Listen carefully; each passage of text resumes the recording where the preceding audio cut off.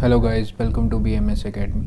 So today I am going to discuss first lecture on second test series of Vision IS 2021 which is based on Indian polity. Okay, तो आज का जो पहला question रहेगा वो देख लेते हैं.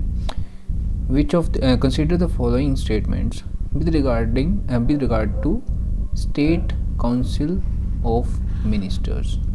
Okay, आपको पता है article 74 of the constitution tells जो भी आपका काउंसिल ऑफ मिनिस्टर्स होंगे हेडेड बाय पीएम, उनकी जो एडवाइस रहेगी उनके बेसिस पे ही प्रेसिडेंट काम करते हैं. वैसे ही article 165 of the constitution states के बारे में कहता है जो काउंसिल ऑफ मिनिस्टर है हेडेड बाय सीएम, और उनकी जो द्वारा एडवाइस दी जाएगी गवर्नर को, उसी के बेसिस पे गवर्नर काम करेंगे.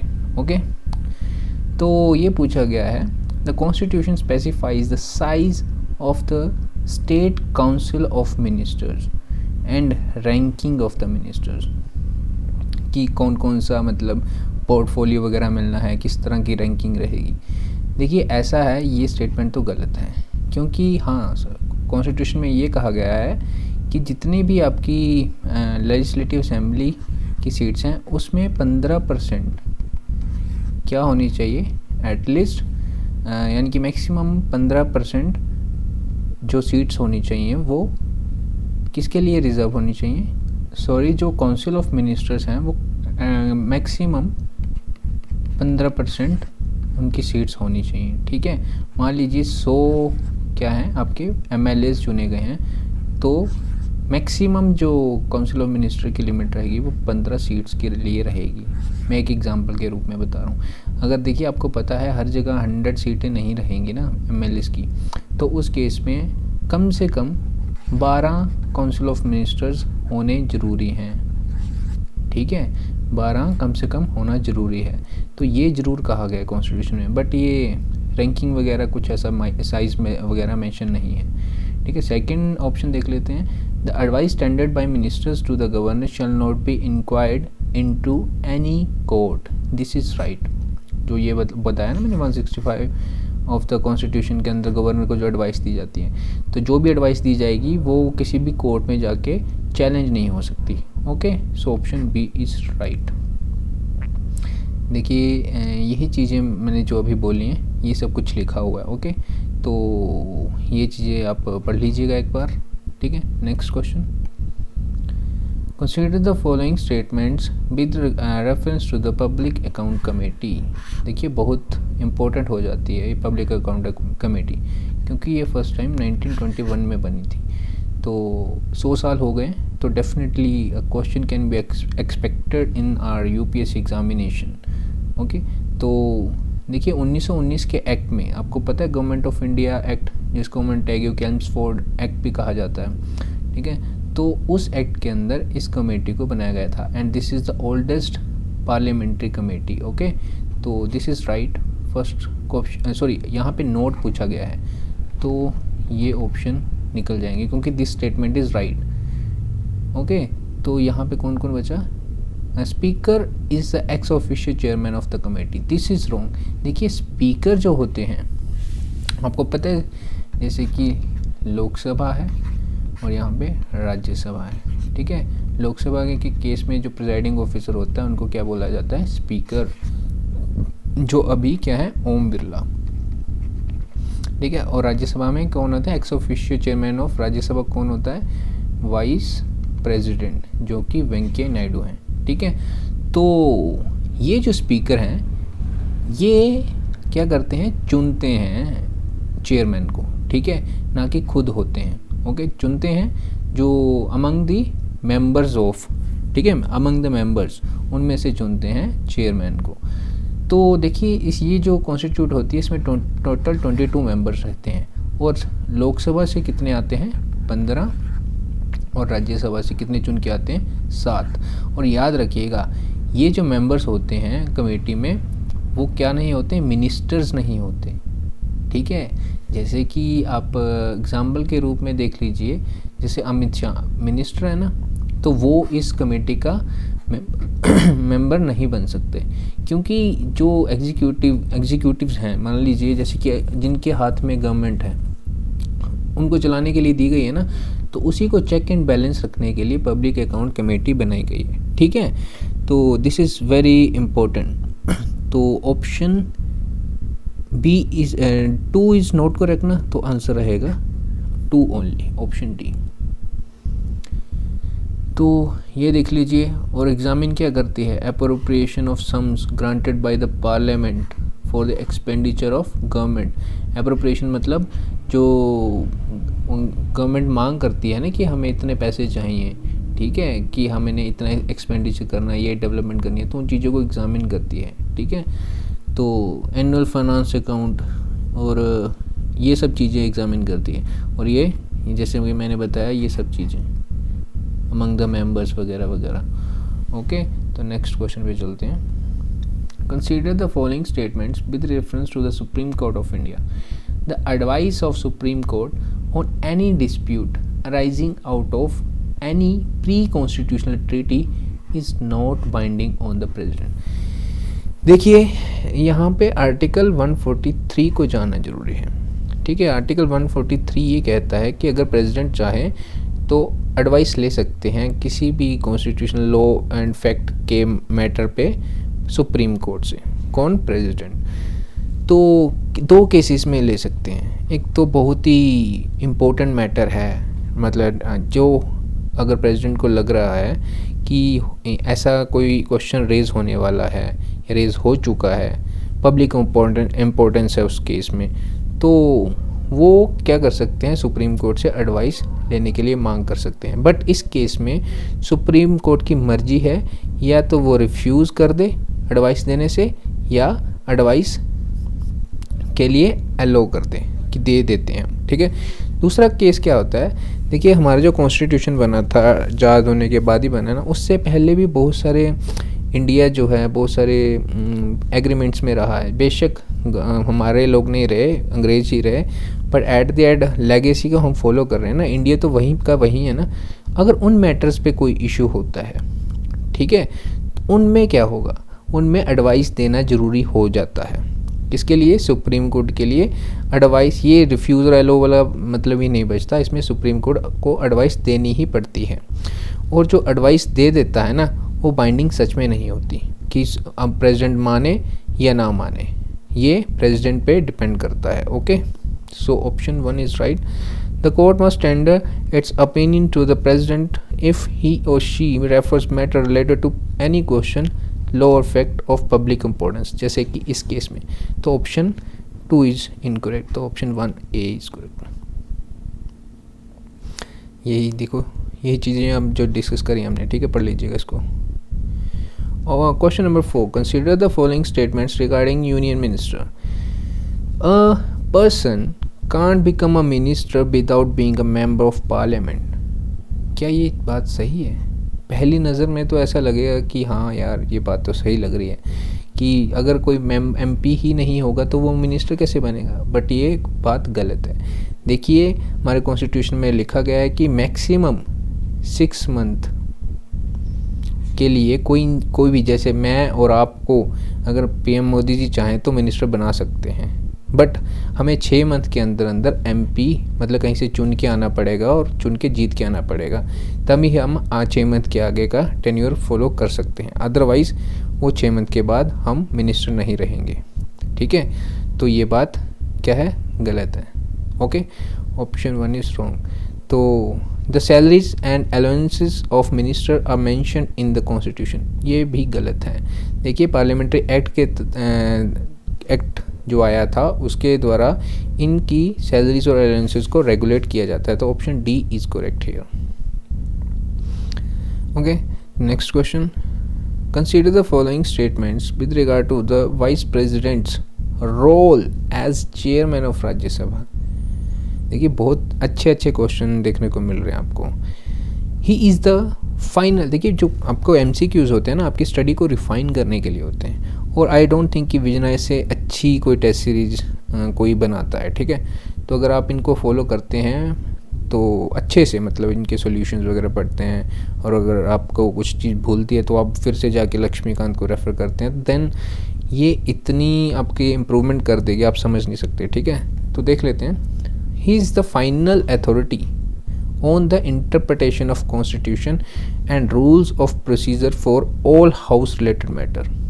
देखिए कुछ बातें कॉन्स्टिट्यूशन में भी लिखी हैं ना कि स्पीकर ऐसे करेगा, मनी बिल वगैरह को अगर लाना है तो कहाँ से किसकी परमिशन लेनी पड़ेगी, स्पीकर की। ये सब चीज़ें कॉन्स्टिट्यूशन में लिखी हैं, और कुछ चीज़ें क्या रूल ऑफ प्रोसीजर में लिखी गई हैं जो कि कॉन्स्टिट्यूशन में नहीं लिखी हैं। अगर उनको इंटरप्रेट करने की बारी आती है, अगर वो चेयरमैन जो बोल देगा ना वो फाइनल रहेगा, याद रखिएगा, पहली statement is right. His ruling constitute precedent मतलब एक मिसाल, ठीक है। Ruling constitute precedent which are binding in nature, this is also right. ठीक है, जो भी रूलिंग कर देता है ना वो बाइंडिंग बन जाती है, सभी को एक्सेप्ट करना ही पड़ता है उसको। ठीक है, and he determines whether Rajya Sabha member stands to be disqualified on ground of defection. देखिए कल भी हमने डिस्कस किया था इसके बाद, सॉरी, देखिए इसके बारे में हमने डिस्कस करा था कल भी, 52nd कॉन्स्टिट्यूशनल अमेंडमेंट 1985 में, ठीक है, जिसमें कहा गया था anti defection law 10th schedule of the constitution लाया गया था। ओके, तो अगर उस केस में जो ग्राउंड्स मेंशन हैं और उन चीज़ों पे कोई आपको डिसीजन लेना है कि हाँ राज्यसभा अगर वेंकैया नायडू चाहेंगे तो उस केस में क्या होगा, राज्यसभा का जो मेंबर है डिस्क्वालीफाई कर दिया जाएगा, और उसका डिसीजन कौन लेने की पावर रखता है, chairman of Rajya Sabha. Option all are right. ठीक है, तो ऑप्शन डी। ओके,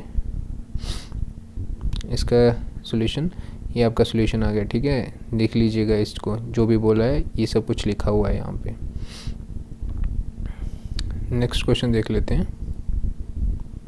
अभी हमने स्पीकर के चेयरमैन के बारे में पढ़ा ना, तो अब यहाँ पे स्पीकर के बारे में पूछ लिया गया है। स्पीकर कहाँ में होता है, लोकसभा में होता है। ओके, तो वो जो ड्राइव करता है अपनी पावर्स एंड ड्यूटीज़ को, वो किन कहाँ से उसके पावर्स के रिसोर्सेज हैं। तो ऑब्वियसली मैंने जैसे पहले पिछले कुछ क्वेश्चंस में भी डिस्कस करा, कॉन्स्टिट्यूशन ऑफ इंडिया में कुछ ना कुछ बात लिखी है ना, तो वो वहाँ से पावर अपने ड्राइव करेगा। पहला ऑप्शन सही है। The rules of procedure conduct business, ठीक है, ये भी सही है। पार्लियामेंट्री कन्वेंशन जो कि सभी मान चुके हैं और उनको एक तरह से रेजिड्यूरी पावर्स होती हैं, लाइक है ना, तो उनमें सभी की सहमति से कुछ रूल्स एंड रेगुलेशन बन जाती हैं, तो वो कहीं पे लिखी नहीं है फिर भी माने जा रहे हैं, तो इससे भी अपनी पावर ड्राइव करते हैं। तो ऑप्शन ऑल आर राइट यहाँ पे। ठीक है, नेक्स्ट क्वेश्चन देखिए, यहाँ पे बात करी जा रही है पेस्टिसाइड्स के बारे में। ओके, तो ये कहा जा रहा है pesticides in India regulated under insecticides act 1968। क्या ये सही है? यस, और ये फोर्स में कब आया था, 1971 के आसपास। ठीक है, तो जो भी आपके इंसेक्टिसाइड्स, पेस्टिसाइड्स, ये सब चीज़ें किस एक्ट के अंदर रेगुलेट होती हैं, इस एक्ट के अंदर।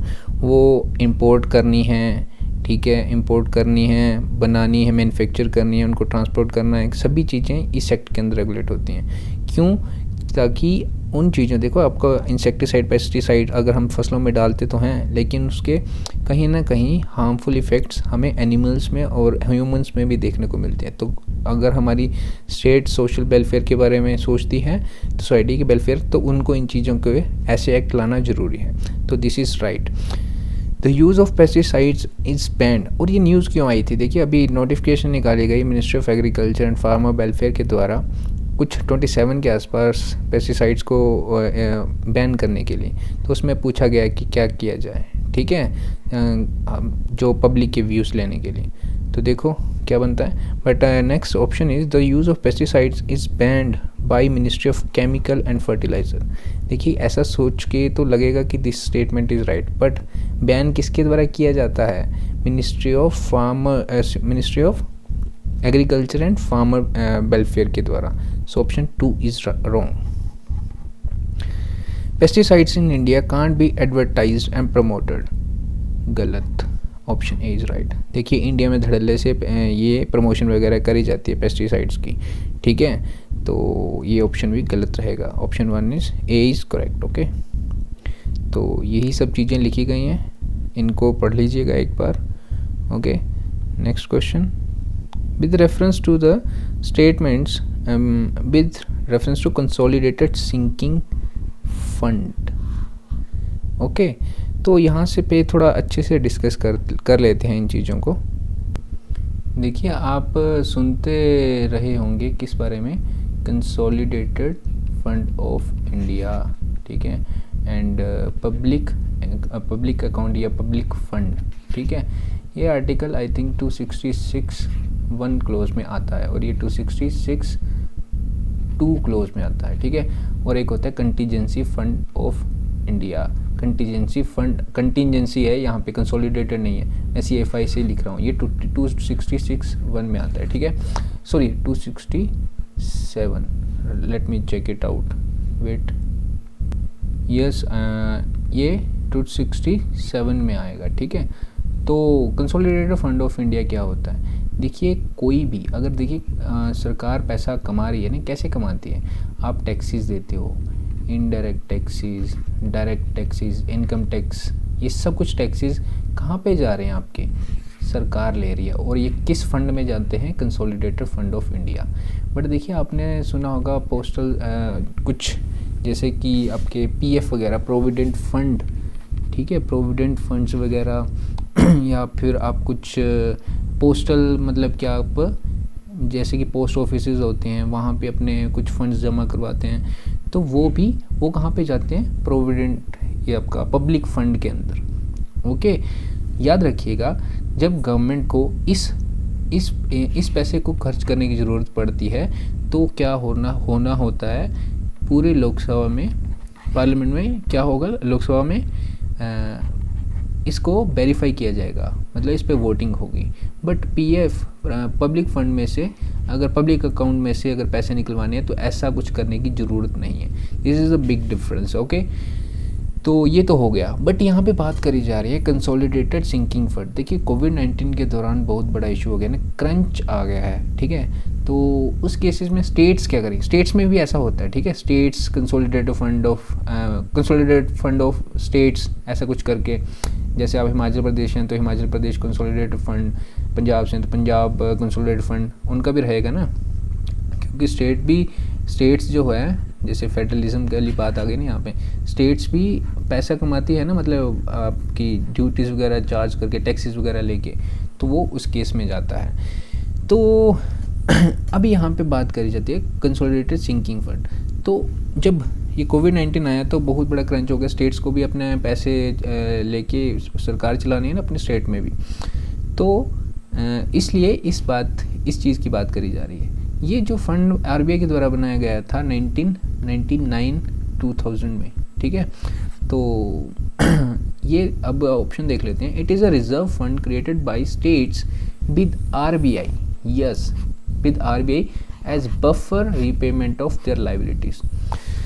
देखिए, मान लीजिए, अगर किसी का एग्जांपल ले लेते हैं, मान लीजिए यूपी, ठीक है, अगर यूपी ने अपनी डेवलपमेंट कर रहा है, ठीक है, योगी सरकार है ना वहाँ पे, तो उन्होंने लोन वगैरह लिया, ठीक है, लोन वगैरह लिया। अब ऐसे कोविड-19 के दौरान इतनी तगड़ी सिचुएशन आ गई, अगर वो लोन ही रीपेमेंट थोड़ी ना करना है यूपी सरकार ने, डेवलपमेंट भी चलाए रखनी है ना, तो उस ऐसी सिचुएशन में जब एक्सीजेंसी ऑफ टाइम आ जाता है, इमरजेंसी टाइम आ जाता है, तो क्या होता है, इस फंड में से जो RBI के पास रखा गया है, जब लाइबिलिटीज़ पे करनी होती हैं, जब आप लोन ले लेते हैं तो वो आपकी एक तरह से लाइबिलिटी बन जाता है, तो उस समय इस फंड का यूज़ किया जाता है।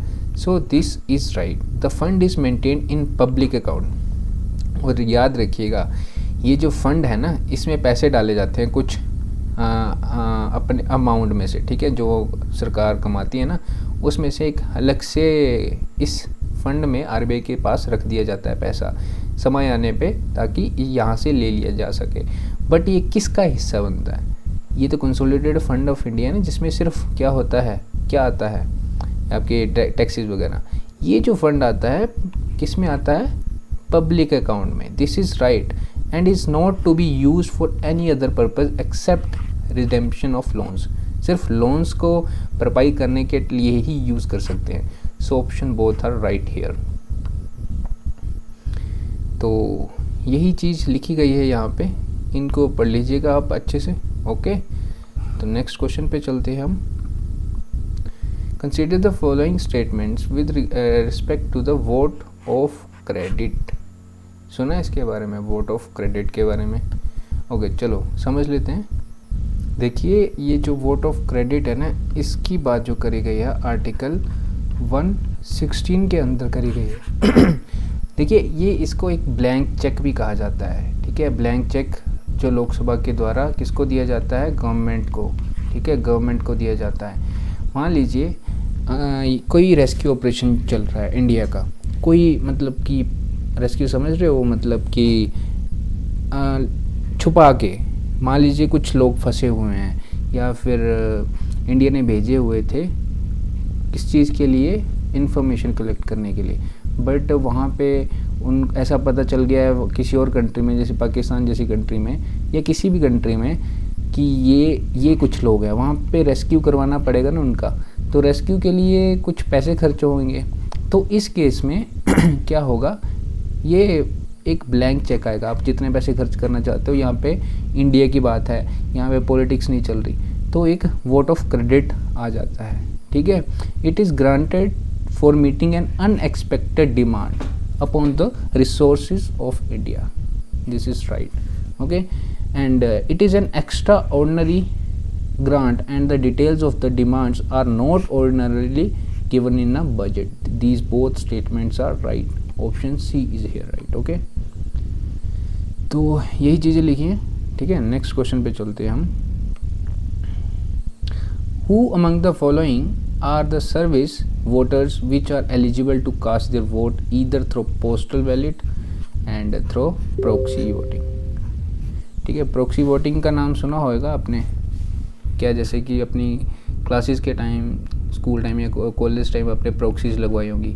मतलब आप नहीं हो वहाँ पे, फिर भी आपका फ्रेंड वगैरह जो भी है जिसको आपने बोला है, असाइन करा है, वो आपके टाइम जब आपके अटेंडेंस बोली जा रही है वहाँ पे प्रेजेंट सर या प्रेजेंट मैम बोल के आपकी क्या कर दे रहा है? अटेंडेंस लगवा दे रहा है। वैसे ही यहाँ पे इस केस में, प्रॉक्सी वोटिंग के केस में, प्रॉक्सी वोटिंग के केस में किसी पर्टिकुलर लोग के द्वारा, ठीक है, यहाँ हम आगे पढ़ेंगे कि किसके द्वारा, इनके द्वारा एक इंसान को, ये दूर अपने जहाँ पे इनकी कॉन्स्टिट्यूंसी है वहाँ पे दूर कहीं पे काम कर रहे हैं, बट इनके द्वारा बोला गया कि यार मेरे जो वो इंसान खड़ा है मेरे को पसंद है और मेरे को वोट डालना ज़रूरी है। तो ये क्या करेंगे, किसी और अपनी पत्नी को, ठीक है, पत्नी को क्या बोल देंगे कि यार अपना वोट डालाना ज़रूर। ठीक है, इन्होंने इसको असाइन कर दिया और रिटर्निंग ऑफिसर को बता देंगे, ठीक है, कि मेरी पत्नी ही मेरा वोट डालेगी। तो ये होगी प्रॉक्सी वोटिंग यहाँ पे।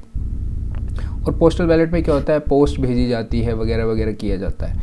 बट ये किसके लिए प्रावधान अवेलेबल है? एनआरआईज के लिए नहीं। ये बात जरूर चल रही है बट एनआरआईज के लिए ये प्रावधान नहीं है, नॉन रेजिडेंट इंडियंस के लिए। हाँ, मेंबर ऑफ आर्म्ड फोर्सेस उनके लिए है, और इंडियन डिप्लोमेट जो कि अब्रॉड काम कर रहे हैं, इन दोनों के लिए ये प्रावधान अवेलेबल है। तो option B is right. Okay, तो these things are mentioned here, you can read। तो आज के 10 क्वेश्चन कंप्लीट हो गए। अगर आपको ये लेक्चर अच्छा लगा तो आप लाइक कर सकते हैं, शेयर कर सकते हैं। अगर आपको बुरा लगा है तो डिसलाइक कर दीजिएगा, बट सजेशन ज़रूर कमेंट बॉक्स में लिख दीजिएगा। ठीक है, thank you and have a great day head.